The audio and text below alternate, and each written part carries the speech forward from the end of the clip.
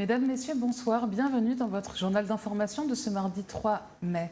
Nous recevons ce soir Kendrick Jean-Joseph, vice-champion de France d'escrime cadet épée. Bonsoir. Bonsoir. Nous vous retrouvons tout à l'heure. Et retrouvons tout de suite les titres que nous développerons dans ce journal. Air Anti-Express présentait ce matin sa nouvelle stratégie de développement. L'ADAFAE, l'association départementale d'aide aux familles et d'action éducative, organisait un séminaire pour parler de la famille et du bien-être. Ce mardi, le Centre de formation professionnelle des adultes du Robert présentait son activité aux élus. Pour leur journée de lancement, la nouvelle promotion de médiateurs économiques est allée à la rencontre des entreprises du centre-ville de Fort-de-France.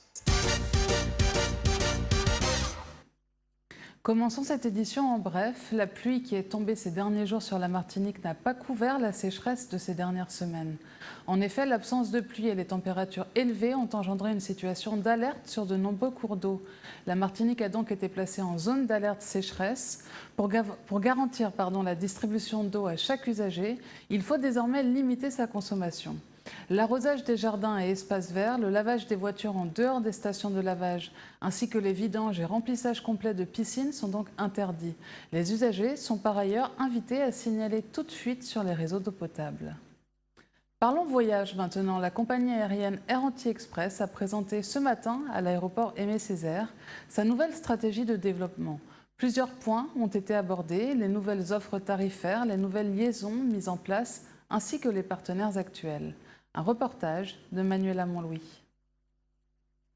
Ce matin, la direction de Air Anti-Express a tenu une conférence de presse à l'espace aéroservice du Lamentin. C'était ainsi l'occasion d'affirmer le développement de la compagnie aérienne en matière d'offres tarifaires et de dessertes. En effet, Air Anti-Express se veut un acteur incontournable dans un secteur hautement concurrentiel. La Caraïbe reste l'enjeu majeur et le socle d'expansion de la compagnie. Ce qui va changer, c'est que nous avons trois axes majeurs de développement. Le premier, c'est que nous allons acquérir deux nouveaux appareils qui sont deux ATR 72-609. Le premier devant être livré à la fin de cette année, le second devant être livré à la fin de 2017. La seconde chose, c'est que nous allons développer notre programme, nos dessertes. On a donc évoqué l'ouverture de trois nouvelles lignes, la ligne sur Antigua, une ligne sur la Barbade et enfin un troisième axe qui est Fort-de-France-Dominique qui était réclamé à la fois par les Martiniquais et par les Dominiquais. Donc nous allons ouvrir ceci à la fin de l'année en connexion en particulier avec les vols transatlantiques. Et puis la troisième chose, c'est le renforcement de notre alliance avec Air France puisque nous allons désormais mettre en commun l'ensemble des vols d'Air France et l'ensemble des vols d'Air Antilles qui se posent en Guadeloupe et en Martinique, nous allons les mettre en commun. C'est-à-dire que vous aurez sur tous les vols d'Air Antilles et sur tous les vols d'Air France ici, le double sigle AF qui est celui d'Air France et 3S qui est celui d'Air Antilles. Il y a deux types de tarification, la tarification régionale, et je rappelle quand même qu'Air Antilles a été depuis sa naissance une compagnie low cost.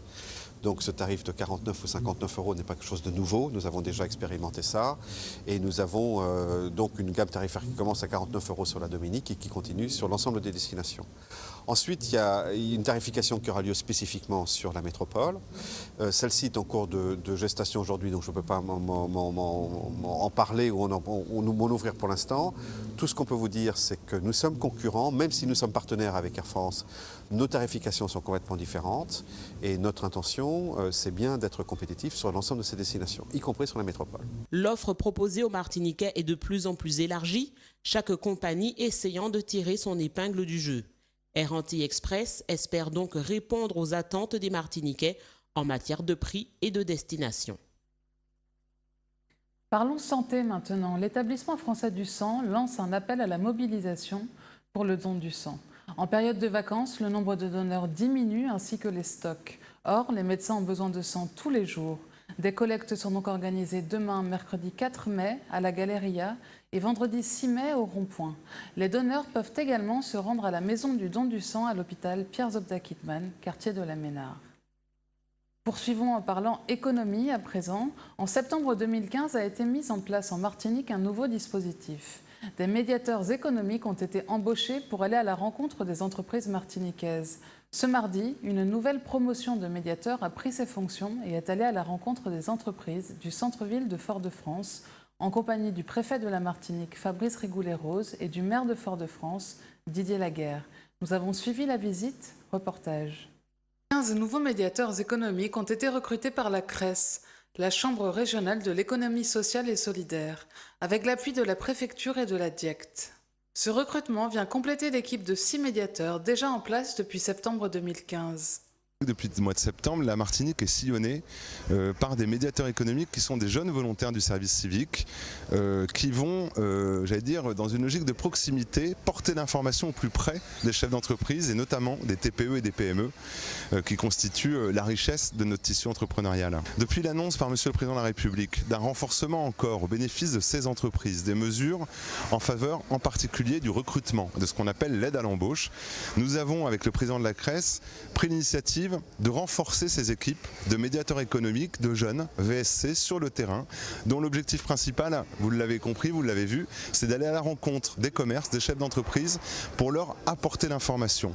Voilà la mission, c'est porter l'information pour que tous nos chefs d'entreprise, tous nos commerçants puissent solliciter les aides auxquelles ils ont droit et en tout cas puissent, s'ils ne le souhaitent pas, le faire en connaissance de cause. Et je ne connais pas beaucoup de chefs d'entreprise pour en faire pas mal de visites de terrain avec eux qui, connaissant bien l'information, ne sollicitent pas ces aides. Ces médiateurs économiques sont répartis sur tout le territoire martiniquais. Ils sont tous volontaires du service civique et ont pour mission d'établir une relation de proximité avec les entreprises. Ça consiste à visiter les entreprises pour présenter les aides financières, les aides à l'embauche, pour recenser les problèmes et les besoins des entreprises et après voir vers quelle institution d'État on peut rediriger pour apporter des solutions. Vu qu'on apporte une information dont on ne dispose pas, nous sommes très bien reçus. On présente nos dispositifs, on leur laisse nos coordonnées et on prend les leurs. Les médiateurs économiques partagent un même constat. Les entreprises martiniquaises sont prêtes à embaucher. Il se trouve qu'il y a plein d'entreprises qui ont envie de recruter, mais qui ne connaissent pas forcément les dispositifs. Donc du coup, soit ils restent dans le silence absolu, et puis ils se disent que bon, ils n'ont pas les moyens. Ben, même s'ils ont un peu de sous, ils ne vont pas spécialement, avec le peu de sous qu'ils ont, prendre un employé. Les entreprises en Martinique veulent embaucher, mais souvent elles veulent un coup de pouce. Donc justement, quand on vient pour parler de l'embauche PME qui est sortie au 18 janvier et aussi des contrats aidés, là elles se sont accompagnées, donc elles passent le cap. Ce dispositif inédit en Martinique a déjà permis depuis septembre dernier de conclure 641 aides à l'embauche, c'est-à-dire de créer 641 contrats de travail de plus de 6 mois. Continuons dans le social. L'ADAFAE, l'association départementale d'aide aux familles et d'action éducative, organisait ce mardi un séminaire consacré à la famille et au bien-être. Un moment pour les parents ou tout autre public intéressé pour échanger sur ces questions. Manuela Montlouis les a rencontrés. Reportage. L'ADAFAE, l'association départementale d'aide aux familles et d'action éducative, organisait ce matin un séminaire centré autour de la famille et du bien-être. Les parents et les enfants présents étaient invités à participer à différents ateliers ludiques. L'objectif étant de renforcer le lien social et familial. L'objectif est donc que les familles se rencontrent. Donc ça s'appelle le séminaire bien-être et famille et c'est permettre à des familles de Ducos, également de Dillon, de se rencontrer avec les enfants. Donc famille dit enfants, ados, parents. L'objectif, c'est vraiment cette cohésion, cette relation qu'on veut renforcer au sein même de la famille, puisque en tant qu'éducateurs spécialisés et travailleurs sociaux de la DAFAE, nous travaillons avec ces familles tout au long de l'année à travers des ateliers et des thématiques. Et aujourd'hui, on a voulu qu'elles se rencontrent pour renforcer ce lien social, ce lien familial, les rapports parents-enfants. Une conférence était également animée par une psychologue et une éducatrice spécialisée. Les parents qui étaient tous des mères de famille ont reçu des conseils afin de définir et d'encadrer la relation à construire avec son enfant. Les échanges ont été fructueux et prouvent qu'en ce domaine, les parents sont en attente de réponses à leurs préoccupations. Aujourd'hui, le thème était un thème très intéressant, être ou ne pas être l'ami de son enfant. Donc on a beaucoup échangé justement sur les relations d'amitié que peut ou ne peut pas avoir un parent envers son enfant. Et le conseil, en fait, c'est qu'un parent, en fait, est un tuteur, un guide, un modèle. Il est à la fois coach, il est à la fois pédagogue, il est aussi à la fois un repère, il est aussi à la fois libérateur, puisqu'à un moment donné, il devra lâcher la main, justement, de ses enfants pour qu'ils puissent grandir, s'épanouir dans la vie. Voilà, donc on a beaucoup échangé. Les conseils, c'est justement de donner des limites, des repères, d'aider justement à gérer la frustration, de savoir aussi dire non, hein, parce que l'enfant en a besoin pour se structurer psychiquement et pour pouvoir aussi être heureux quand il sera plus grand. Cette manifestation montre que la cohésion sociale doit s'entretenir et que ce type de rencontres et d'échanges favorise le mieux vivre ensemble. Parlons formation à présent. Le Centre de formation professionnelle pour adultes du Robert a ouvert ses portes aux élus de la CTM ce mardi. L'occasion de leur présenter ses activités et les offres de formation qu'il propose. Priscilla Hippolyte a suivi la visite. Reportage. Depuis le début du mois de mars, l'ensemble des élus de la commission ont eu pour mission de visiter des structures de formation professionnelle et continue telles que le CFA, le Centre de formation apprentis, le Centre AFPAM et aujourd'hui, c'est au centre du CFPPA dans le domaine de l'agriculture que se sont rendus les différents membres de la commission, l'objectif étant d'établir un état des lieux. Nous avons rencontré Francine Carius, présidente de la commission formation et professionnelle des apprentissages. Ce qui est important pour nous, c'est de faire l'état des lieux. Vous savez, vous prenez un chantier, vous regardez dans quel état il est et vous regardez comment vous allez mettre en place votre politique. Effectivement, il y a des centres de formation qui attendent la commande publique, qui ont répondu à un certain nombre de consultations, à qui on a attribué des marchés. Il y a très peu de marchés de formation qui se déroulent dans les centres. Ils prévoient de démarrer des actions de formation pour la rentrée scolaire, mais il y a encore des choses à faire. Bon, mais nous avons fait le point puisque à cette visite, nous avons associé la commission BTP et services techniques pour faire le point sur l'état des bâtiments et planifier, si vous voulez, des travaux nécessaires pour que les formations se passent dans de bonnes conditions, pour que nos stagiaires soient dans des conditions de réussite.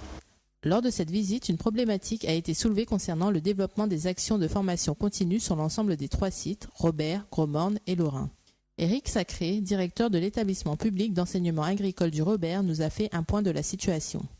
On sent vraiment un engagement politique fort pour donner tout ce qu'il faut en termes de réussite éducative à l'enseignement agricole, mais il sera nécessaire de toute façon de développer ce que j'appellerais un plan pluriannuel d'investissement qui permettra de revoir un projet global à l'enseignement agricole public, en tout cas pour l'établissement public du Robert, qui permettra de mutualiser en tout cas les investissements de la collectivité, que ce soit sur la partie formation continue, formation initiale, mais également exploitation agricole. Pour donner des cours, on a l'équipement minimum, mais les conditions sont extrêmement mauvaises. Extrêmement mauvaises dans la mesure où on a des bâtiments qui sont anciens et qui nécessitent une révision immédiate de l'acoustique, ne serait-ce que de l'acoustique. Après, on est un établissement, on est le seul établissement d'enseignement agricole public avec ses spécialités en Martinique et il est absolument indispensable qu'on dispose demain d'une structure d'internat qui nous permettra de capter un public sur l'ensemble du territoire, ce qui n'est actuellement pas le cas, dans la mesure où les élèves sont extrêmement contraints par les transports scolaires et en moyenne pour venir dans l'établissement, ils font 2 à 3 heures de bus par jour, ce qui veut dire qu'on ne les met pas du tout dans des conditions de réussite éducative ni scolaire. L'établissement actuel mérite une rénovation en profondeur, c'est pourquoi la collectivité s'est engagée et donc a commencé à réhabiliter une partie des bâtiments.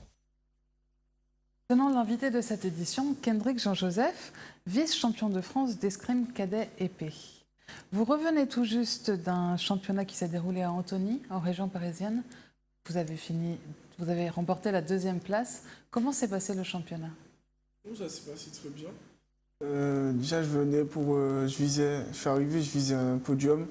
Moi, j'ai eu une 2e place dans la douleur parce qu'à partir des demi-finales, j'ai une crise de crampe qui me prend. Donc, j'y arrivais pas du tout. Oui. Et je suis passé les demi-finales. Je gagne assez facilement les demi-finales, 15-9. Et je rentre en finale, je suis mort mais fatigué. Et presque les larmes aux yeux parce que j'ai vraiment mal. Et après, je finis 2e. Mais bon, c'était un match magnifique, je dirais, parce que j'étais mené 14-12 et jusqu'à 15. Oui. J'ai remonté 14-14 et je me suis pris la dernière touche dans la douleur, mais je suis quand même content. Vous êtes fier de cette 2e place.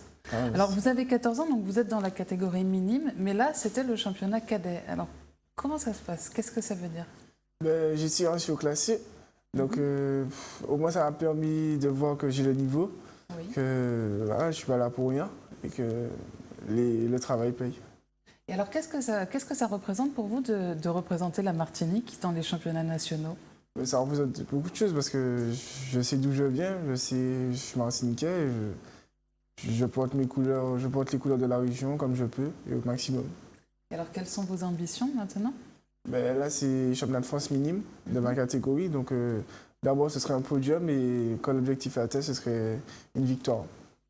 Et ensuite, dans le futur, dans l'avenir, vous voulez continuer à évoluer dans l'escrime? Oui, je vais continuer à évoluer. Bon, l'année prochaine, ce serait déjà de se qualifier en équipe de France et continuer à faire championnat d'Europe, championnat du monde et voilà. Et comment vous vous entraînez en fait? Comment ça se passe les entraînements? Quelle place l'escrime prend dans votre vie quotidienne? Bon, à mon niveau, l'escrime, ça prend beaucoup de place. J'ai pas beaucoup de temps pour faire d'autres choses à côté. C'est l'école et l'escrime en fait, parce qu'on s'entraîne tous les jours, tous les soirs. Vous êtes dans une formation sport-études? Oui, sport-études. Donc on s'entraîne du lundi soir au vendredi soir, on s'entraîne. Et j'ai un emploi du temps aménagé à l'école pour me permettre de faire mes leçons. Donc ça va, j'essaie de me débrouiller. Okay.